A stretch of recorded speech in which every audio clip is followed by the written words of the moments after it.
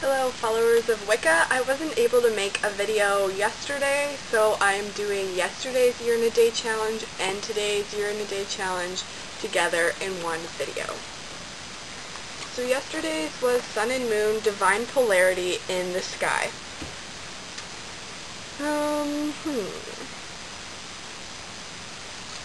Exercise for yesterday, Solar and Lunar.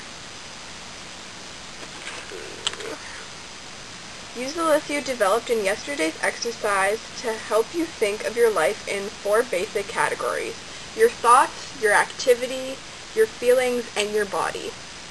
Consider whether the sun or moon best represents your energy in each of the 4 categories. For example, someone whose thoughts are solar would have linear, analytic thinking much of the time. Someone whose thoughts were lunar would have more intuitive and circular thinking processes. Below is a list of words that can help you discover your own symbolic, representational energies of both moon and sun in your 4 categories. So here's the list for sun. Active, lively, vigorous, dynamic, direct, orderly, energetic, bold, assertive, proactive, confident, assured, logical, rational, careful, sequential, cheery, high-spirited, joyful, vain, haughty or hoity, hot-headed, muscular, angular, thin, firm. So for moon, receptive, indirect, passive, reflexive, reactive, subtle, fine, understated, circular, inclusive, intuitive, spontaneous, holistic, reflective, moderate, introspective, moody, disorganized, insecure, timid, apprehensive, emotional, touchy, round, soft, plump. So the reading that went with yesterday, exercise was about how the sun and the moon is important to witches in Wicca and how it represents life and basically how important the sun and the moon cycles are. So today is day 17, tracking the sun and moon. How attuned are you to the cycling of sun and moon? What season is it outside right now? Do you know the dates of when the season passes and when it will next begin? Do you know the moon's phase?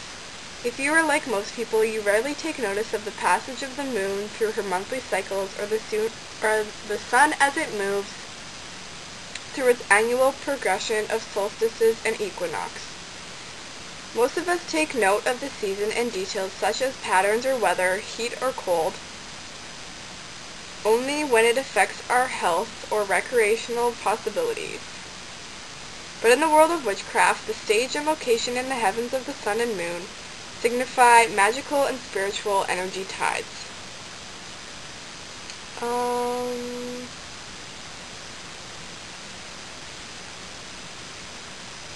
Keeping track of the sun and moon are basic to Wiccan practice, and folks new to the path would be wise to attend to these cycles.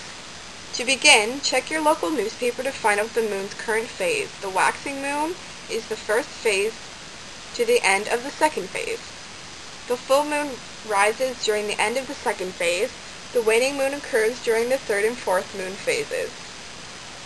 Now I'm just going to show you a little picture that they have for the moon phases.